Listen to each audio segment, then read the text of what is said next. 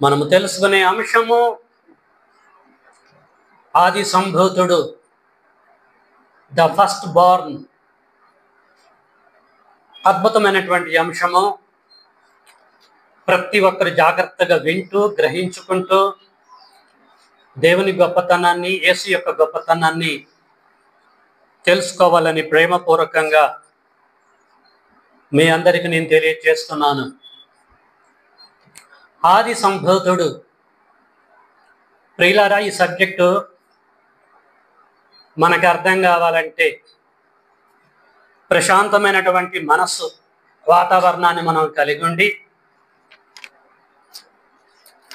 గతంలో మనం ఎన్నటువంటి అంశాన్ని ప్రస్తుతానికి తీసి ఒక పక్కకు పెట్టి మన మనసుని ప్రశాంతంగా ఉంచుకొని జాగ్రత్తగా దీన్ని వింటూ గ్రహిస్తేనే ఈ టాపిక్ అర్థమైంది తప్ప మన బ్రెయిన్లో ఉన్నటువంటి ఆ చిప్ తీయకుండా అర్థం చేసుకోవాలంటే హైలీ ఇంపాసిబుల్. కాబట్టి మన మనసులని ప్రశాంతంగా, మన బుర్రలని ప్రశాంతంగా పెట్టి జాగ్రత్తగా సబ్జెక్ట్ని మనం అందరం కూడా విందాము. ఆది సంభూతుడు ఎక్కడ రాయబడ్డది ఆలోచిస్తే, అపోస్తుడైనటువంటి పౌలు గారు కొలస్సీలకు రాసిన పత్రికను అందరూ ఓపెన్ చేయండి. ఇక్కడి నుంచి మనము లోపలికి వెళ్దాము. కొలస్సీ పత్రిక 1వ అధ్యాయము 15వ వచనాన్ని నేను చదువుతున్నాను, మీరు చూడండి. ఆయన అదృశ్య దేవుని స్వరూపి అయి సర్వ సృష్టికి ఆది సంభూతుడై ఉన్నాడు. చాలండి. ఇక్కడ మన అంశమునకు సంబంధించినటువంటి వచన భాగాలు చదువుకున్నాము. అపోస్తుడైనటువంటి పౌలు గారు కొలస్సీ పట్టణములో ఉన్న క్రీస్తు సంఘమునకు పత్రిక రాసి అనేకమైన సంగతులు తెలియచేసి ఆది సంభూతుని యొక్క సంగతులని బయలుపరుస్తున్నాడు.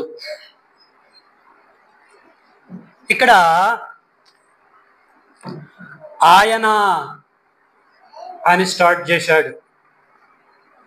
ఆయన అంటే ఆయన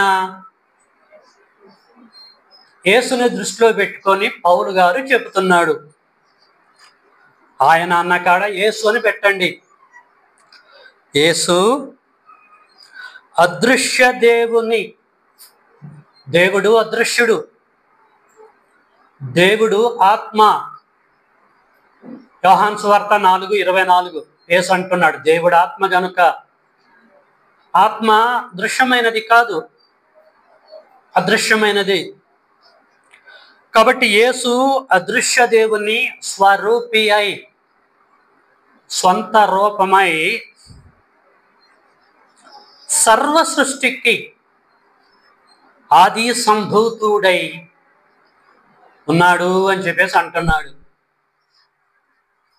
యేసు సర్వ సృష్టికి ఆది సంభూతుడు అని అంటున్నాడు. ఆది సంభూతుడు అని అంటే, ఆదికి బైబిల్ చెప్పిన నిర్వచనం ఏంటిది? ఆది అంటే ప్రారంభము, మొదట, ముందుగా. అంటే ముందుగా పుట్టిన వాడిని ఆది సంభూతుడు అని అంటారు. ఆది అంటే ప్రప్రదంగా పుట్టినటు వాడిని ఆది అని అంటారు. సంభూతుడు అని కూడా అన్నాడు. సంభూతుడు అంటే ఏంటి? సంభవించినటువంటి వాడు, అకార్డింగ్ టు తెలుగు డిక్షనరీ. చనిపోయినటువంటి వాడు తిరిగి లేచినటువంటి వాడు కూడా అనొచ్చు. సంభూతుడు అంటే పుట్టినవాడు, లేచినవాడు, జన్మించినవాడు, సృజింపబడ్డవాడు. రకరకాల పర్యాయ పదాలు ఉన్నాయి. అంటే యేసు ముందుగా పుట్టినవాడని చెబుతున్నాడు అపోస్తుడైనటువంటి పౌలు గారు. అయితే దేనికి ముందుగా పుట్టినవాడు అని ఆలోచిస్తే సర్వ సృష్టికి అని అంటున్నాడు.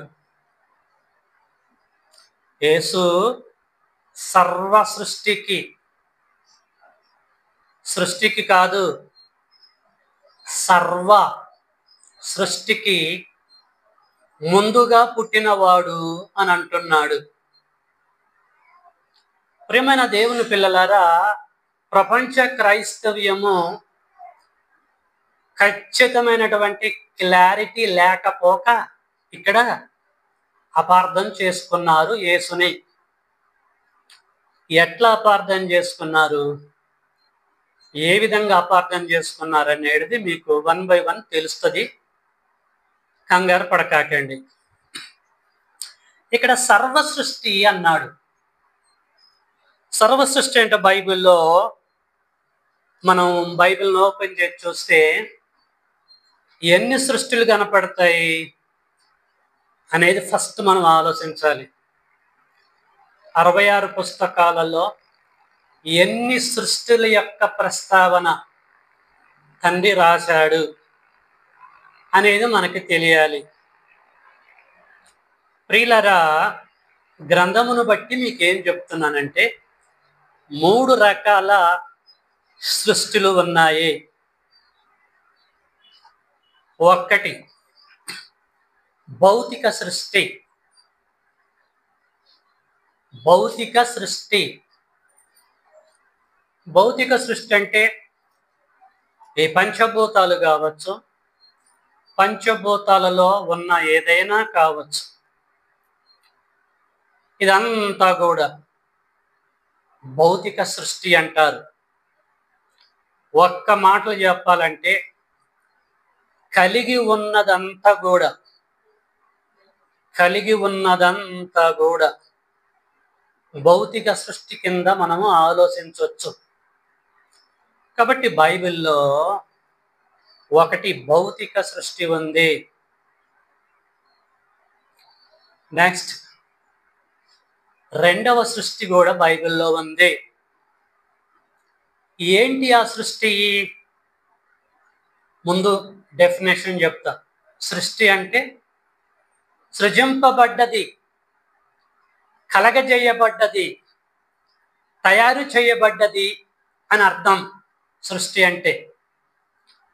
సో ఒకటి భౌతిక సృష్టి గ్రంథములో ఉంది, రెండవ సృష్టి కూడా గ్రంథంలో ఉంది. ఏంటది? మానవ సృష్టి. తొలి మానవుడైనటువంటి ఆదాము కానించి అందరూ కూడా సృష్టింపబడినటువంటి వారే. కాబట్టి బైబిల్లో మానవ సృష్టి కూడా ఉంది. ఇక మూడవ సృష్టి కూడా గ్రంథంలో ఉంది. ఏంటది? ఆలోచిస్తే మూడవది నూతన సృష్టి. ఓకేనా? నూతన సృష్టి. నూతన సృష్టి కూడా గ్రంథంలో ఉంది. ఎన్ని సృష్టిలు కనపడ్డాయి మనకి ఇక్కడ? 3 సృష్టిలు కనపడ్డాయి. ఒకటి భౌతిక సృష్టి, రెండేమో మానవ సృష్టి, మూడేమో నూతన సృష్టి. మీరు చెబుతున్నారా వీటికి ఏమైనా ఎవిడెన్సెస్ ఉన్నాయా బ్రదరు అని మీరు అనొచ్చు. చూద్దాం. మనము ఊహలు వద్దు, వాక్యము మనకు అద్దుగా. ముందు భౌతిక సృష్టిని గురించి ఆలోచిద్దాం. భౌతికమైనది ఇది సృష్టినా లేకపోతే అలాగే ప్రారంభం నుంచి ఉందా? ఆలోచిస్తే రామపత్రిక 8వ అధ్యాయము మీరందరూ తీయాలి. స్పీడ్గా చదువుకుంటా పోతున్నాను. పౌలు గారు రోమీలకు పత్రిక రాస్తూ 8వ అధ్యాయంలో 19 నుంచి 20 వరకు తాను రాస్తూ ఏమంటాడో చదువుతున్న చూడండి. దేవుని కుమారుల అంటే మన గురించి చెప్తున్నాడు. దేవుని కుమారుల ప్రత్యక్షత కొరకు అంటే కనపడాలని, దేవుడి కుమారులు కనపడాలని సృష్టి మిగుల ఆశతో తేరి చూచుచు కనిపెట్టుచున్నది. దేవుని కుమారులు అంటున్నాడు, సృష్టిని గురించి మాట్లాడుతున్నాడు. సృష్టి అన్నాడు. సృష్టి అంటే దానికి డెఫినేషన్ చెప్పా. దేవుడు ద్వారా, క్రీస్తు ద్వారా సృజింపబడ్డ ప్రతిది కూడా సృష్టి అని. బైబిల్లో భౌతిక సృష్టి ఉందని చెప్పేసి అన్నా. నిజంగా అది సృష్టినా బ్రదర్ అంటే ఇక్కడ లేఖనం మీకు చూపెట్టా. కాబట్టి సృష్టి ఉంది. సృష్టి దేవుడి కుమారుల యొక్క ప్రత్యక్షత కొరకు కనిపెట్టుచూ ఉన్నది. ఇంకా మనం కింద చదువుకుంటూ పోతా ఉంటే 22లో సృష్టి యావత్తు ఇది వరకు ఏకగ్రీవముగా మూలుగుచు ప్రసవ వేదన పడుచున్నదని ఎరుగుదము అని అంటున్నాడు. సృష్టిని గురించి మాట్లాడుతున్నాడు. కాబట్టి ప్రియులారా, చెప్పడమే కాదు, సృష్టిని గురించి లేఖన ఆధారాలు మీకు చూపిస్తూ ఉంటున్నాను. రైట్. రెండవది మానవ సృష్టి అని చెప్పేసి అన్నాను. మానవులు కూడా సృష్టేనా బ్రదరు అని మీరు అనొచ్చు. Is there any scriptural evidences అని చెప్పేసి అడగొచ్చు. కాబట్టి మానవులు కూడా సృష్టి అనటం కొరకు గ్రంథములో మలాకి గారు ఏమి చెప్తున్నాడో చూద్దాము. మలాకి గ్రంథము అందరు తీయాలి. 2వ అధ్యాయంలో 10వ వచనం, మనందరికీ తండ్రి ఒక్కడే కాడా అంటే అవును అనాలి ఇశ్రాయేలీలు. ఒక్క దేవుడే మనలను సృష్టింపలేదా? మనలను సృష్టింపలేదా? మనము సృష్టి. మలాకి ప్రవక్త గ్రంథాన్ని రాస్తూ మానవ సృష్టిని గురించి మాట్లాడుతున్నాడు. ఒక దేవుడే మనలను సృష్టింపలేదా? మనందరికీ తండ్రి ఒక్కడి కాడా? ఒక్క దేవుడే మనల్ని సృష్టించాడు. మనమందరము ఉన్నవాళ్ళం కాదు, మనమందరం కూడా సృష్టి అని చెప్పేసి ఇక్కడ మానవ సృష్టిని గురించి ఇక్కడ మలాకి చిన్న ప్రవక్త తెలియజేస్తున్నాడు.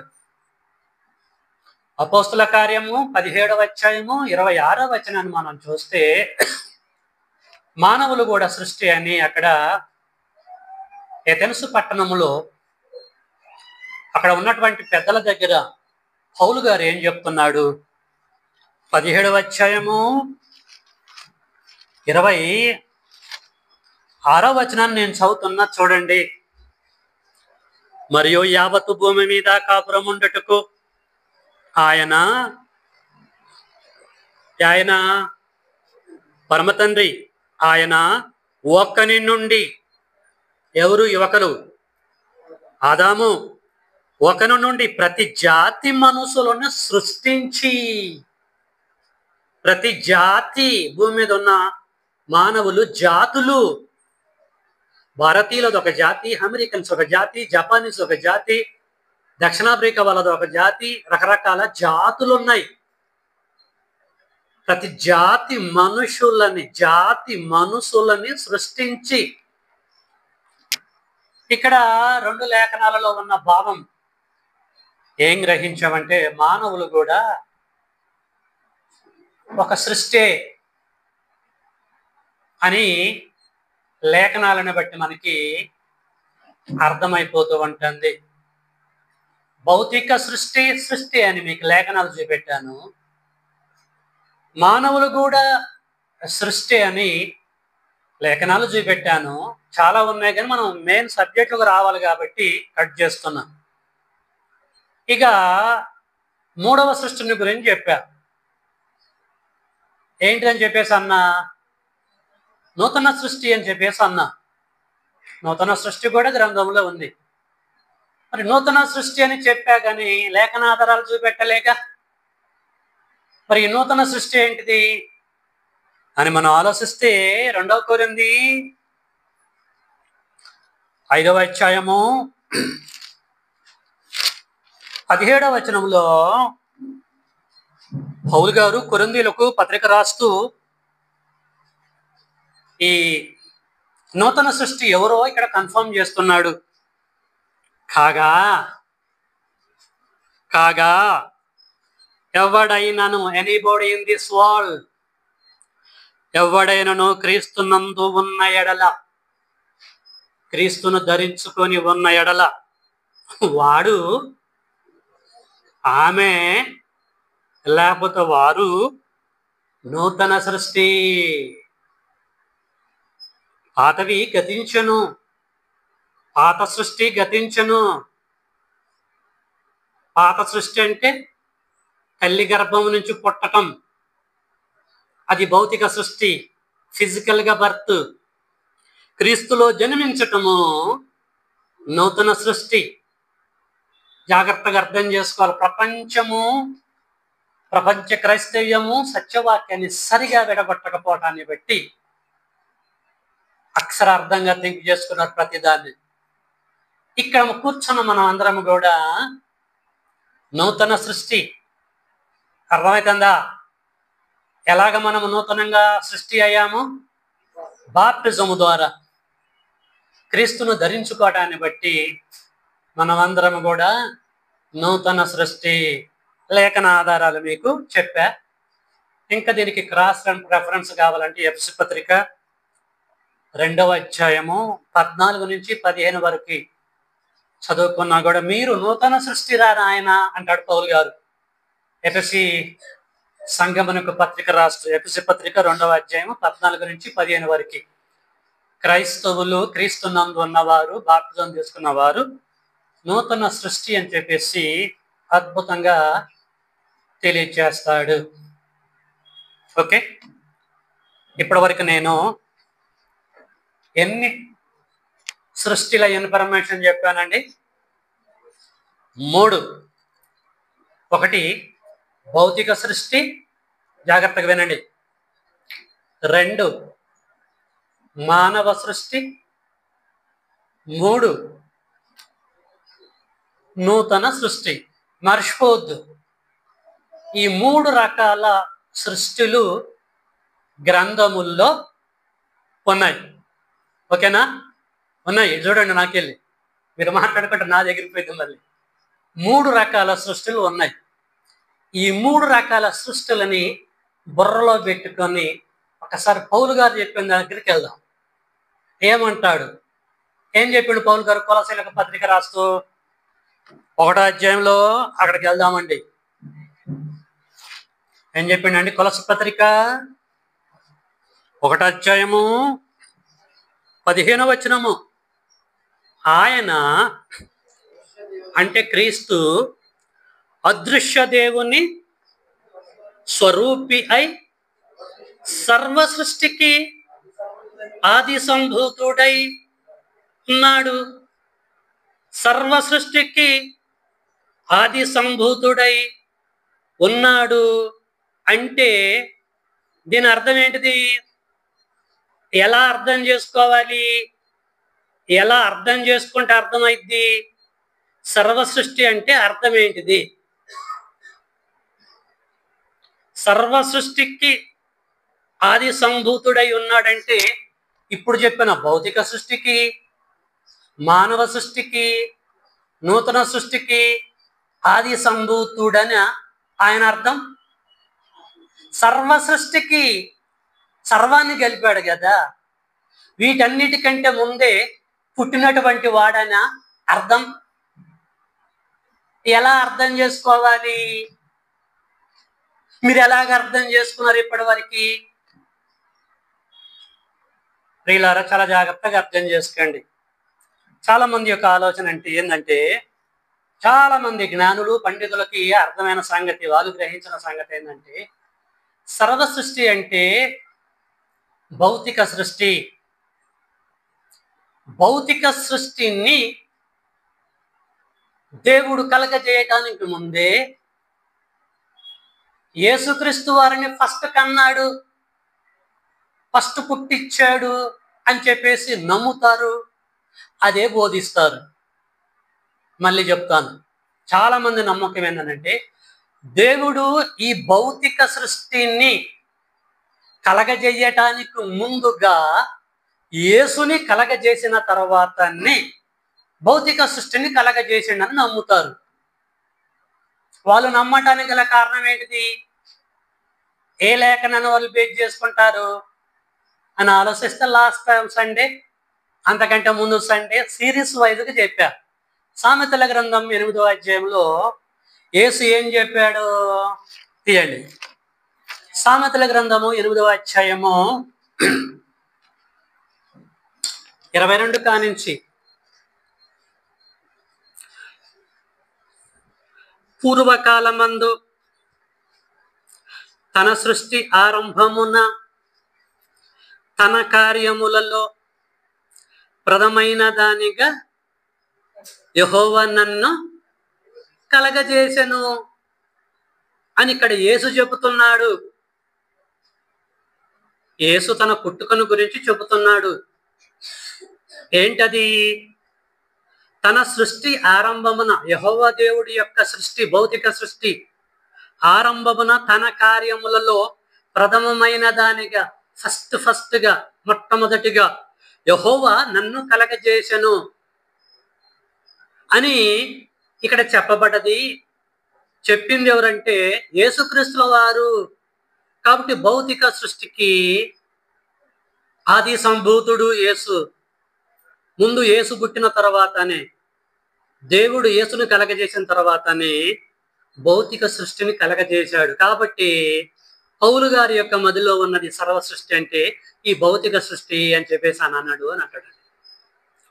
ప్రియులరా, ఇక్కడ 8వ అధ్యాయంలో ఉన్నటువంటి ఆ జ్ఞానం ఎవరో మీకు చెప్పా. అక్కడ యేసుక్రీస్తుల వారు కాదు, అది జ్ఞానము. మరి ఈ యొక్క బుక్ యొక్క కాన్సెప్ట్ గురించి మీకు వివరించి చెప్పడం జరిగింది. ఇక్కడ మాట్లాడింది యేసు కాదు. ఇక్కడ మాట్లాడినటువంటి ప్రథమైన దానిగా యెహోవా నన్ను కలగజేసింది, దానికి యేసుకు సంబంధం లేదు, జ్ఞానమునకు సంబంధించిందని చెప్పేసి క్లియర్గా ఒక 45 మినిట్స్ నుంచి 1 అవర్ వరకు మీకు చెప్పా. కాబట్టి ఈ భౌతిక సృష్టి కంటే ముందు యేసు పుట్టినటువంటి వాడు కాదని మీరు గ్రహించండి అని చెప్పా. కాబట్టి ఈ స్టేట్మెంట్ తప్పు అని చెప్పేసి మీకు క్లియర్ చేయడం జరిగింది. అయితే భౌతిక సృష్టి కంటే ముందు యేసు పుట్టలే, ఇది తప్పు అని ఒకవేళ మనం అనుకుంటే, మానవ సృష్టి ఉంది కదా, కొంతమంది ఆలోచన ఈ మానవ సృష్టి కంటే ముందు పుట్టినవాడు యేసు అని అంటారు. ముందు దేవుడు యేసును పుట్టించిన తర్వాతనే ఆదామును గలగజేసిండు, తర్వాత అవ్వని గలగజేశాడు, కయ్యను ఏబేలును గలగజేసిండు, సేతును గలగజేసిండు, యావత్తు భూమి మీద కాపురం ఉండటకు అనేక మంది జాతులను పుట్టించాడు. మానవ సృష్టిని కలగజేయడానికి ముందు దేవుడు ప్రథమైన వాడిగా యెహోవాని, యేసును కలగజేసిండు అని చెప్పేసి అంటారు. సో అక్కడ సామెతలు 8వ అధ్యాయంలో ఉన్నది తప్పు చెప్పా. మరి యేసును తీసుకొచ్చి ఆదాము కంటే ముందు పెడదామా?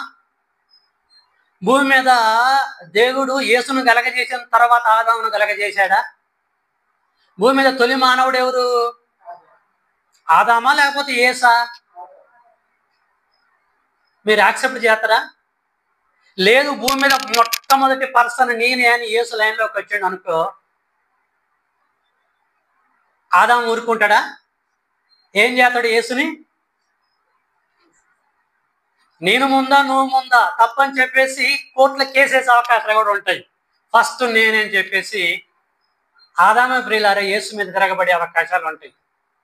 భూమి మీద తొలి మానవుడైనటువంటి వారు ఎవరంటే ఖచ్చితంగా ఆదామే.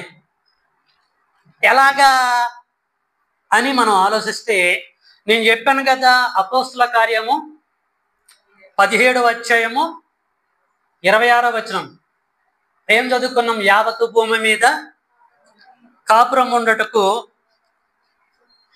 ఆయన ఒకను నుండి సమస్త జాతులని.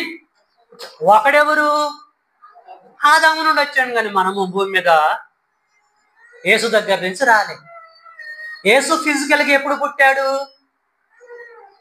ఆదికాండం 1వ అధ్యాయంలో పుట్టిండా, 2వ అధ్యాయంలో పుట్టిండా? లూకాసు వార్త 2వ అధ్యాయం మరియ గర్భంలో పుట్టి నుంచి పుట్టాడా?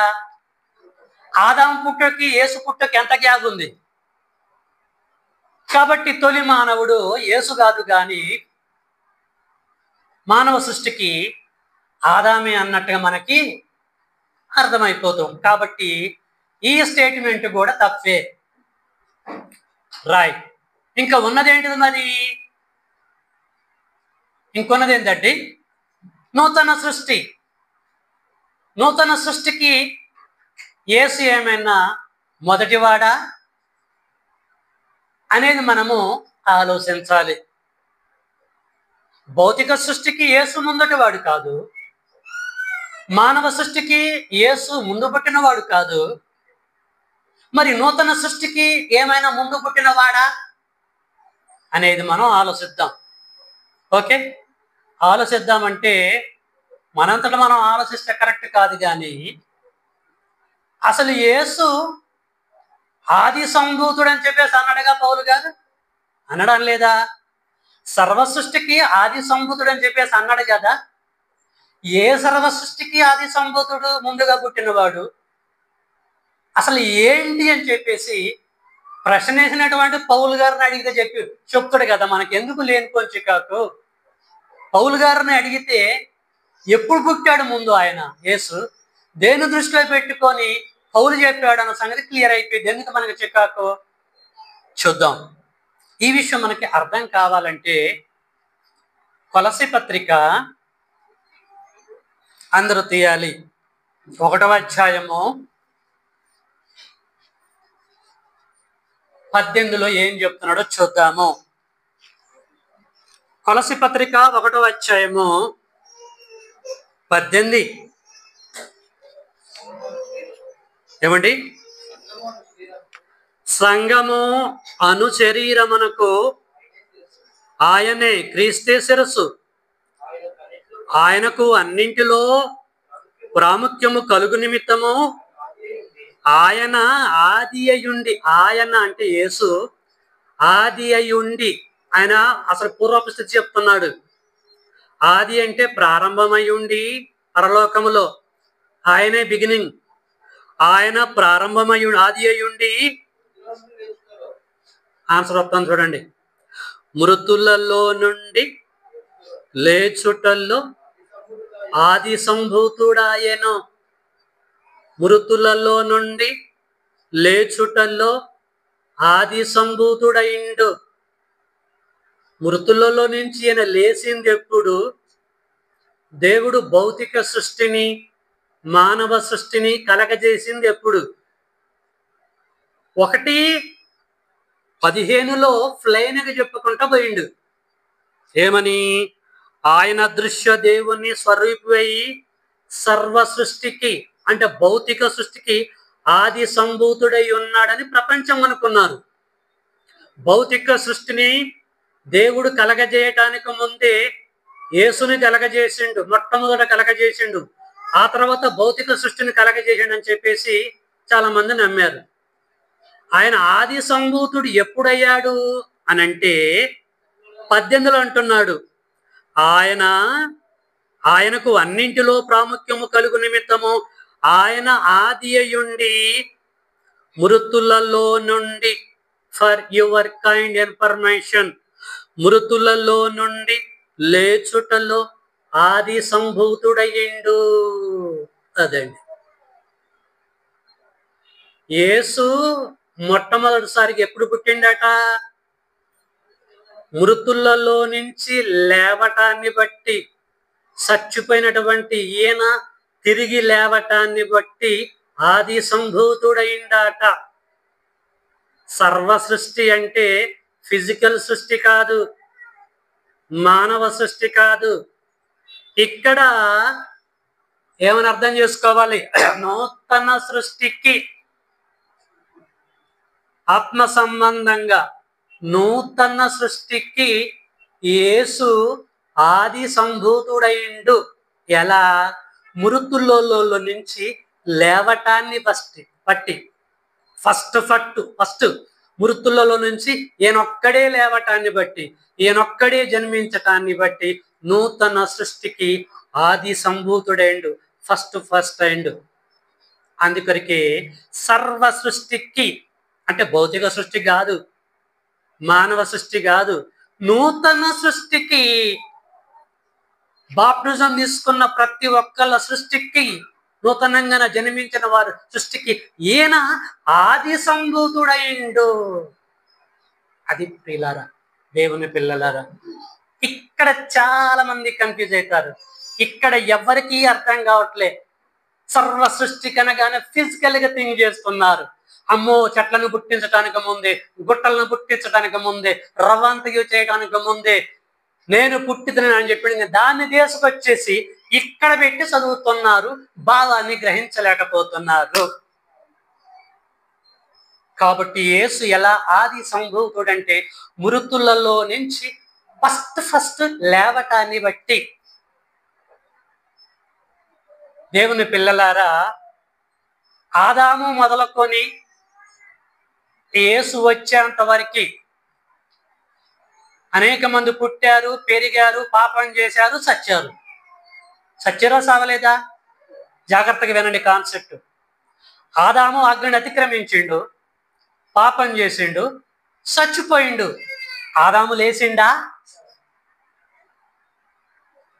కయ్యను పాపం చేసిండు, కయ్యను పుట్టిండు, పెరిగిండు, పాపం చేసిండు, చచ్చిండు. చచ్చిన వాడు లేచిండా? బాగా ఆలోచించుకోండి. ఇట్లా అనేక మంది మానవాళి అంతా కూడా పుట్టారు, పెరిగారు, పాపం చేశారు, చేసినోడు చేసినట్టుగానే ఒరిగిపోయారు, అందరూ భూమిలో గెలిచిపోయారు. ఒక్కడైనా చచ్చిన వాడు లేచిండా? లేవలే.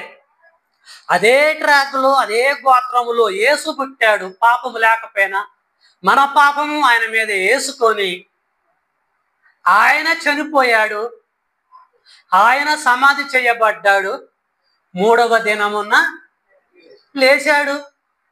ఒక్కడే లేచిండు. ఆదాము లేచిండా? లేవలే. కయ్యను లేచిండా?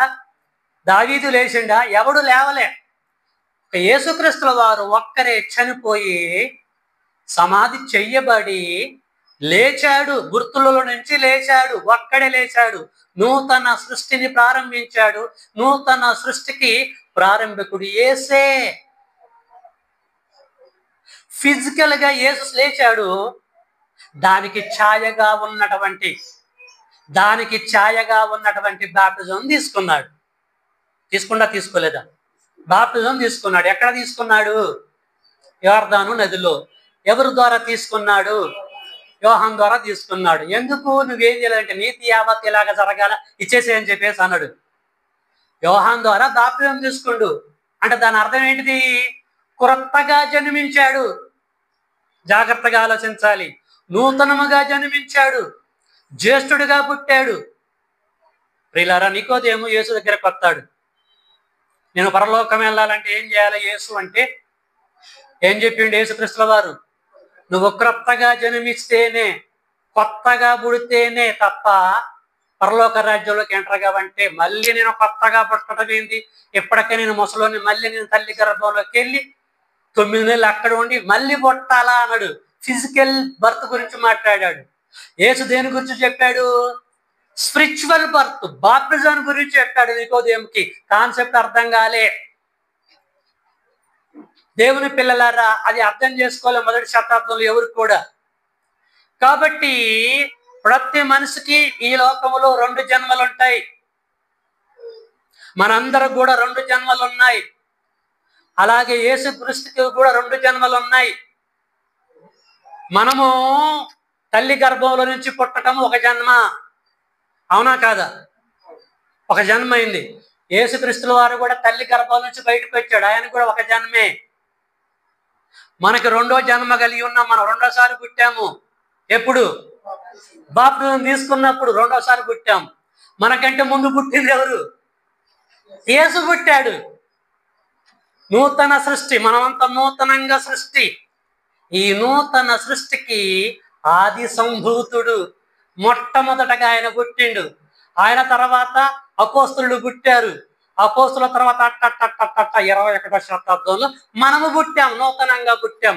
ఎట్లా పుట్టామంటే బాప్టిజం ద్వారా పుట్టాం. బాప్టిజం మిమ్మల్ని రక్షిస్తుంది అని అంటాడు పౌలు గారు. బాప్టిజం అంటే అర్థం ఏంటిది? మీకు నేను చెప్పా. బాప్టిజం అంటే ముంచుట, పాతిపెట్టుట, కప్పెట్టుట. బాప్టిజానికి టు బరియల్ ఇంటూ క్రైస్ట్, క్రీస్తులో మృతిని పొందటం. అట్లా మనం చచ్చిపోయాము. లేవటాన్ని బట్టి, నీళ్ళ నుంచి లేవటాన్ని బట్టి రెండో జన్మని మనము కలిగి ఉన్నాము. ఇక్కడ ఎంతమంది బాప్టిజం తీసుకురండి? చేతులు ఎత్తండి. మనమంతా కూడా నూతన సృష్టి. అంటే రెండోసారి పుట్టాం. ఒకసారి తల్లి గర్భం నుంచి వచ్చాము, అది ఇంపార్టెంట్ కాదు. రెండోసారి మనం పుట్టాం, చచ్చిపోయిన వాళ్ళము మృతులలో నుంచి. బాప్టిజం అనే మృతులలో నుంచి తిరిగి లేచాము, నూతన సృష్టి. అర్థమైందిగా ఈ పాయింట్? కాబట్టి ఈ నూతన సృష్టిని దృష్టిలో పెట్టుకొని అపోస్తలుడైన పౌలు గారు కొలసీలకు పత్రిక రాశాడు. ఇప్పుడు మీరు చూడండి, కొలసీ పత్రిక 1వ అధ్యాయము 15వ వచనము. ఆయన అదృశ్య దేవుని స్వరూపివై సర్వ సృష్టికి అంటే ప్రపంచంలో క్రైస్తవులు ఎంతమంది అయితే ఉన్నారో నూతన సృష్టి, ఈ సర్వ సృష్టికి బాప్టిజం తీసుకున్న క్రైస్తవులకి, క్రీస్తు సంఘమునికి ఆది సంభూతుడు. ముందుగా పుట్టిండు ఆయన. ఆయన పుట్టిన తర్వాతనే మనం పుట్టాం. మనది ఎన్నో సంఖ్య మీరు అర్థం చేసుకోండి.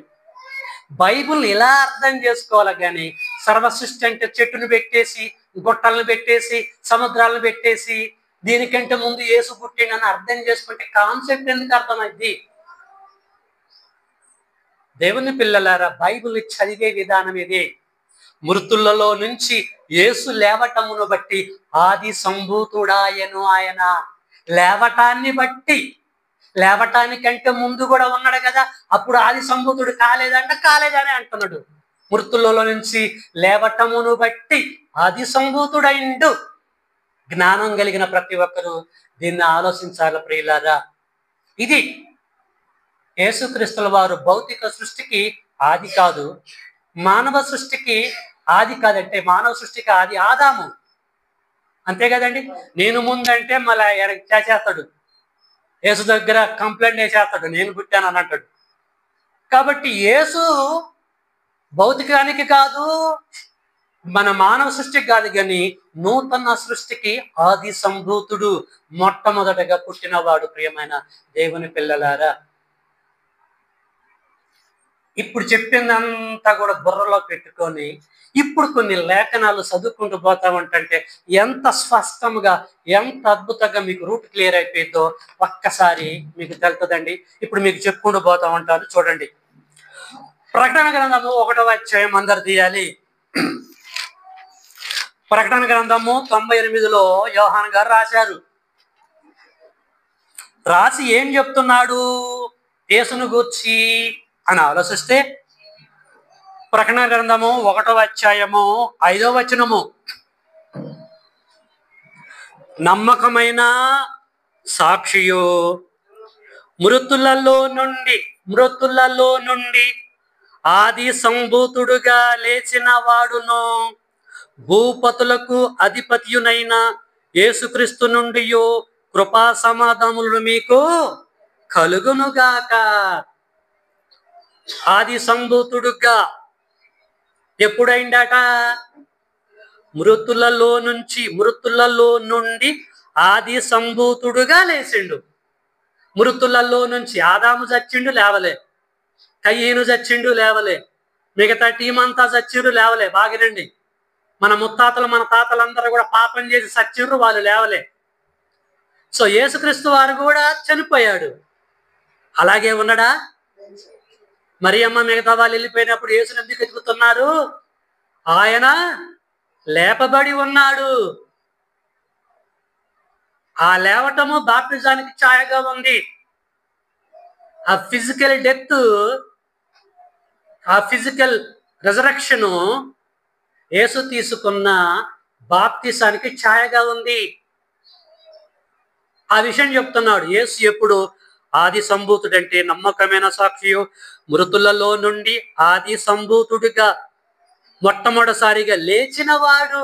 మొట్టమొదటిసారిగా యేసుక్రీస్తుల వారు లేచి ఆది సంభూతుడయ్యాడు, మొదటగా పుట్టినవాడయ్యాడు, జ్యేష్ఠ కుమారుడయ్యాడు, ప్రప్రథమగా పుట్టినటువంటి వాడయ్యాడు యేసు. ఎలాగంటే ఫస్ట్ లేచింది ఆయనే. ఆ తర్వాత యేసు వచ్చిన తర్వాత ఫిజికల్గా మనం లేస్తాము, ఆత్మ సంబంధంగా అందరం కూడా లేచే ఉన్నాం. సో ఫస్ట్ మనం లేవలే, యేసు లేచాడు కాబట్టి ఫస్ట్ పేరు ఆయనకు ఉండవలసిన పరిస్థితి ఏర్పడ్డది. కన్ఫ్యూజ్ కాకుండా చాలా జాగ్రత్తగా లేఖనాలు పక్కమట లేఖనం పెట్టుకుని చదువుకుంటే మీకు అర్థమైంది. అదే విషయాన్ని క్లియర్గా కొరింథీయులకు పత్రిక రాస్తూ పౌలు గారు ఏమంటున్నాడో చూద్దాం. 1 కొరింథీ 15వ అధ్యాయంలో ఇంకా కొంత క్లారిటీ ఇస్తున్నాడు. ఏంటా క్లారిటీ అని ఆలోచిస్తే 15:20 నేను చదువుతున్నా చూడండి. 1 కొరింథీ 15వ అధ్యాయము 20. ఎప్పుడైతే కొరింథీ పత్రిక 70లో రాశాడు. క్రీస్తు శకము 70లో క్రీస్తు చచ్చిపోయి సమాధి చేయబడి తిరిగి లేచి పరలోకం వెళ్ళిన తర్వాత కొరింథీ పత్రిక 70లో రాయబడ్డది. క్రీస్తు శకం 70లో ఏమంటుందంటే, ఇప్పుడైతే నిద్రించిన వారిలో అంటే చచ్చిపోయినటువంటి వారిలో ప్రథమ ఫలముగా క్రీస్తు మృతులలో నుండి లేపబడి ఉన్నాడు. అది నిద్రించిన వారిలో మీకు క్లారిటీ ఇచ్చే. ఎవరు నిద్రించారంటే, జీవించుచున్నావన్న పేరు మాత్రం నీకుంది కానీ నువ్వు మృతుడవు అంటే నిద్రించటమే అనమాట. పాపుల గురించి చెప్తున్నాడు. నిద్రించిన వారిలో ప్రథమ ఫలముగా క్రీస్తు మృతులలో నుండి లేపబడి ఉన్నాడు. మనుషుని ద్వారా మరణము వచ్చింది, ఆదాము ద్వారా మరణం వచ్చింది. మనుషుని ద్వారా మరణము వచ్చను గనక మనుషుని ద్వారానే మృతుల పునరుద్ధానము కలిగెను. మృతుల పునరుద్ధానం. ఆ మనుషుడు ఎవరంటే యేసుక్రీస్తుల వారు. దేవుని పిల్లలారా, ఎంత చక్కగా ఎక్కడ చెప్పినా కూడా క్లారిటీ తోటే చెప్పాడు. యేసు ఆది సంభూతుడు ఎలాగైందంటే మృతులలో నుంచి లేపబట్టాన్ని బట్టి ఆది సంభూతుడయ్యాడు.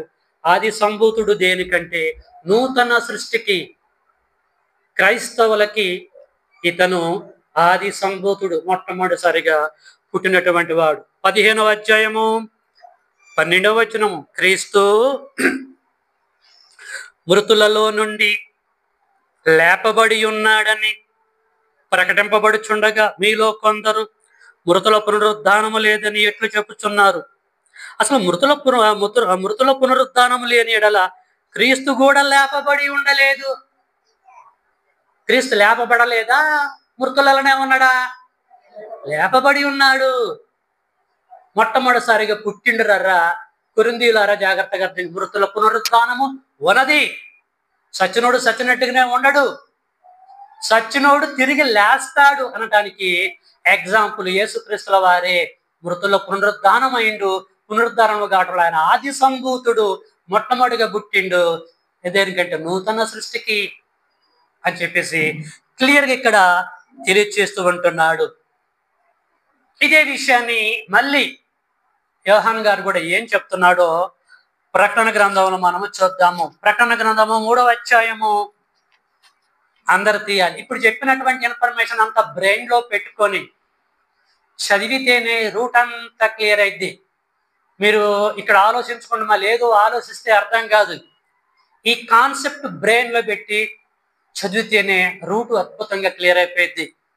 ప్రకటన గ్రంథము 3వ అధ్యాయము 14వ వచనంలో ఏం చెప్తున్నాడంటే యాజ్ ఇట్ ఈజ్ గా చెప్తున్నాడు. ఏం చెప్తున్నాడు? లవోదీకలో ఉన్న సంఘపు దూతకు ఇలాగు రాయము, ఆమేనను వాడును నమ్మకమైన సత్య సాక్షియు దేవుని సృష్టికి. ఇక్కడ మళ్ళీ బిట్టు ఉపయోగిస్తున్నాడు.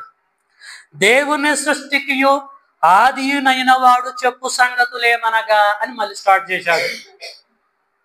దేవుని సృష్టికి ఆదియునైన వాడు అంటే యేసు.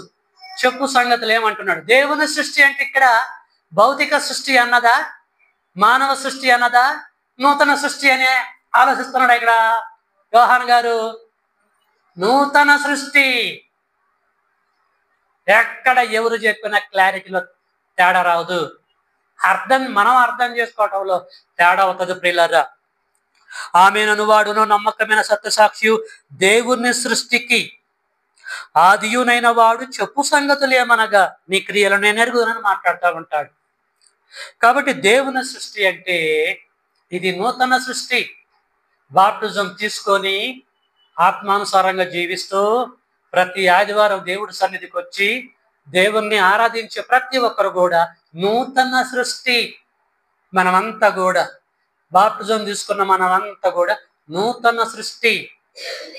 మానవ సృష్టి కాదు, భౌతిక సృష్టి కాదు, నూతన సృష్టి. ఈ నూతన సృష్టికి ఈ బాప్టిజం తీసుకున్నటువంటి వారికి ముందు లైన్లో ముందు యేసుక్రీస్తు వారు బాప్టిజం తీసుకున్నాడు. మృతుల నుంచి ఆయన లేవబడ్డాడు. ఆయన చెప్పే సంగతులు ఏమనగా అని స్టార్ట్ చేశాడు యోహాను గారు. నీ క్రియలను నేను ఎరుగుదును. నువ్వు చల్లగానైనా నువ్వు వెచ్చగానే నువ్వు లేవు. నువ్వు చల్లగానే నువ్వు వెచ్చగానే నువ్వు ఉండి నా మేలు. నువ్వు వెచ్చగానైనా నువ్వు చల్లగానైనా నువ్వు ఉండక నువ్వు వెచ్చగా ఉన్నావు అని ఎవరంటారండి? దేవుని సృష్టికి ఆదినైన వాడు యేసుక్రీస్తుల వారు చెబుతూ ఉంటున్నాడు. ప్రియమైన దేవుని పిల్లలారు, కాబట్టి ఆది సంభూతుడు అంటే దేనికి ఆది సంభూతుడు? నూతన సృష్టికి యేసు ఆది సంభూతుడు.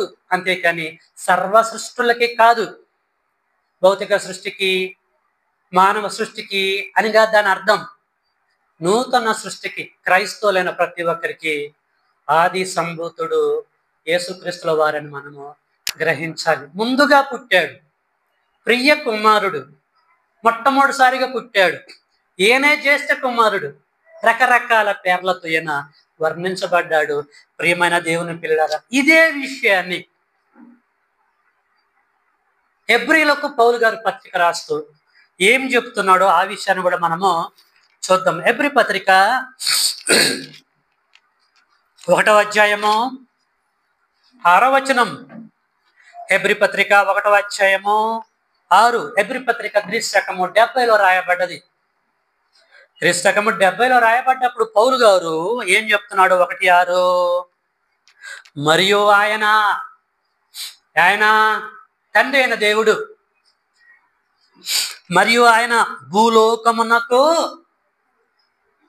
ఆది సంభూతుని మరలా రప్పించినప్పుడు, ఆది సంభూతుని అని ఇక్కడ కూడా చూసారు, అంత క్లియర్ చెప్తున్నాడు. ఆది సంభూతుడు దేనికి ఆది సంభూతుడు? దేనికి మొట్టమొదటిగా పుట్టాడు? భౌతిక సృష్టిక, మానవ సృష్టిక, నూతన సృష్టిక? నూతన సృష్టికి. అదే చెప్తున్నాడు. యేసు 2వ రాకడలో ఏం జరుగుతుందట? మరియు ఆయన భూలోకమునకు ఆది సంభూతుని మరలా రప్పించినప్పుడు దేవుని దూతలందరూ ఆయనకు నమస్కారం చేయాలని చెప్పుచున్నాడు. రూట్ అంతా క్లియరేనండి.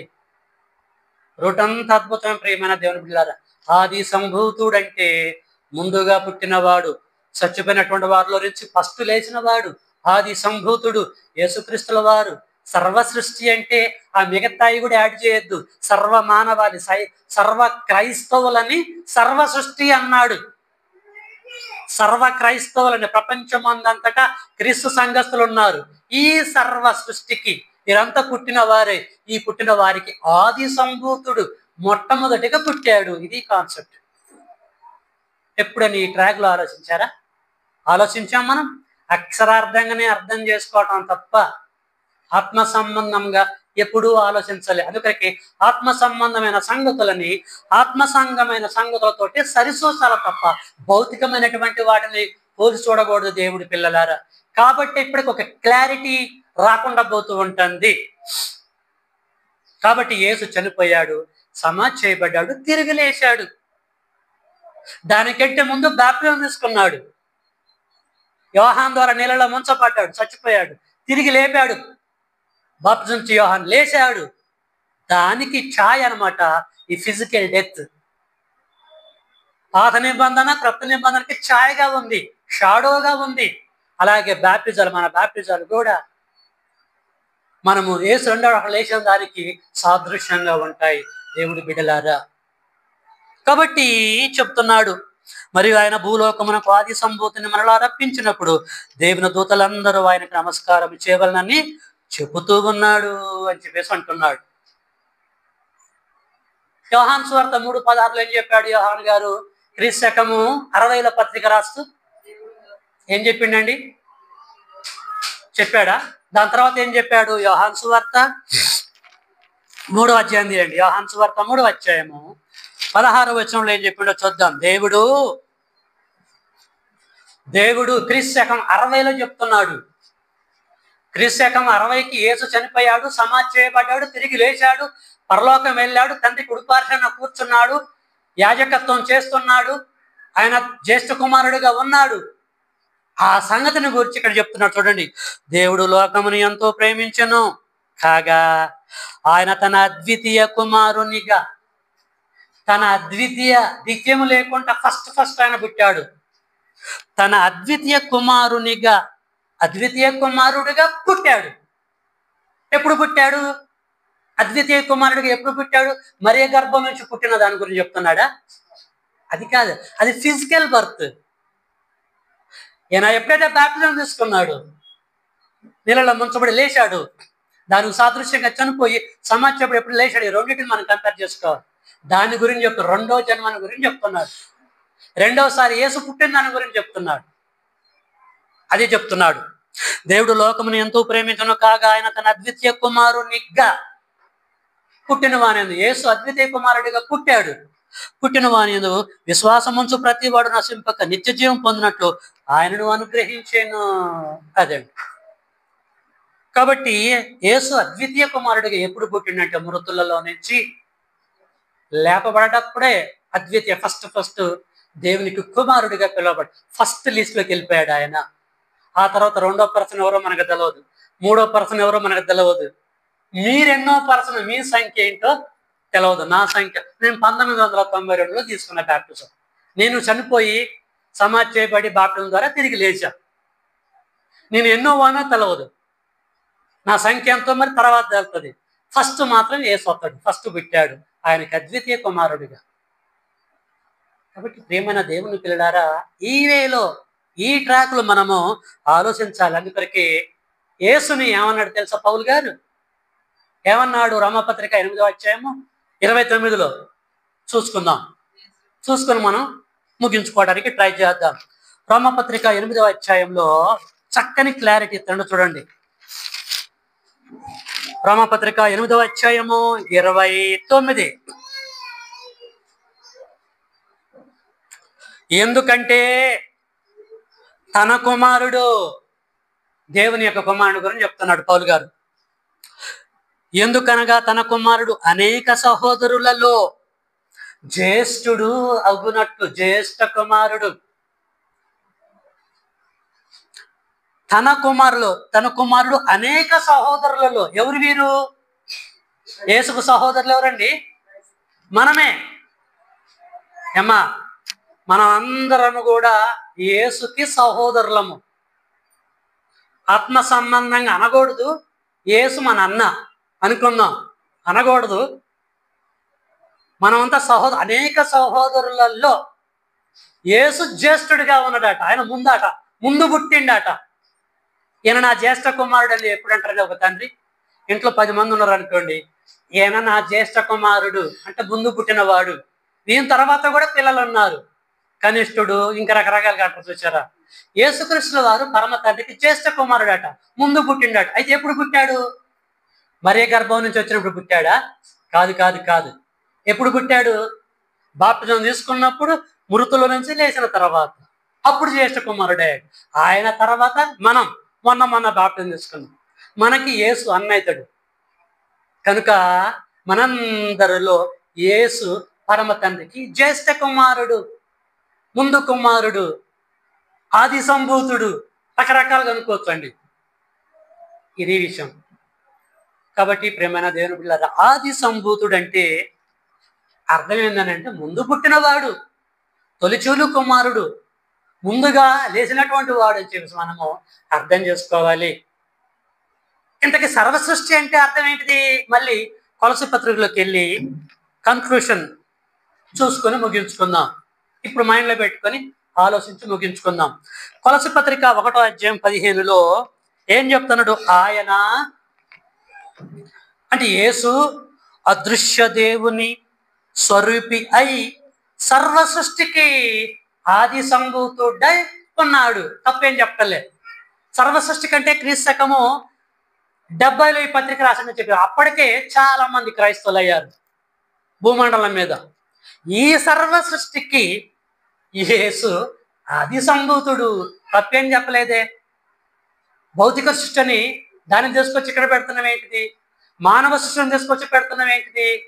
ఆదాం మరి ఏమైపోతాడు?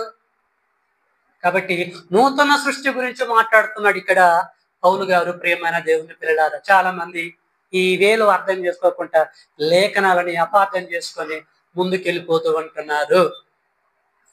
కొంచెం ఓపికతో బైబిల్ మనం చదివితే రూట్ అంతా క్లియర్ అయిపోయింది. దీన్ని తీసుకెళ్లి సామెతల గ్రంథం 8వ అధ్యాయము 20 కాంతాన్ని సెట్ చేస్తా ఉంటారు.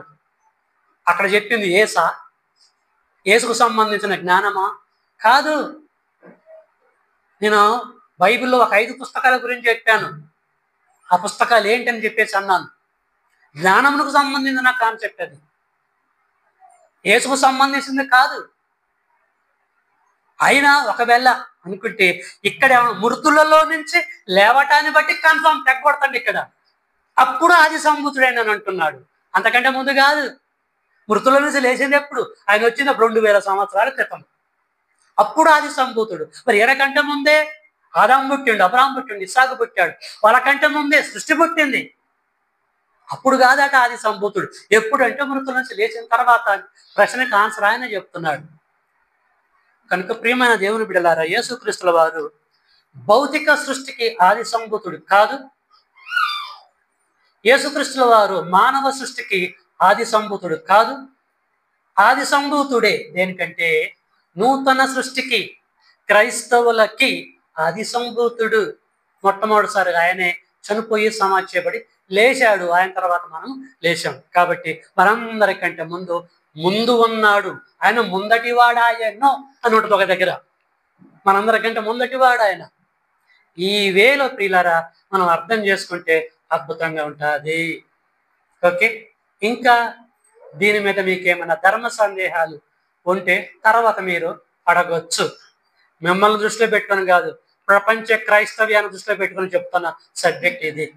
Okay, thank you for your attention. May God bless you all. మీ అందరికీ వందనములు.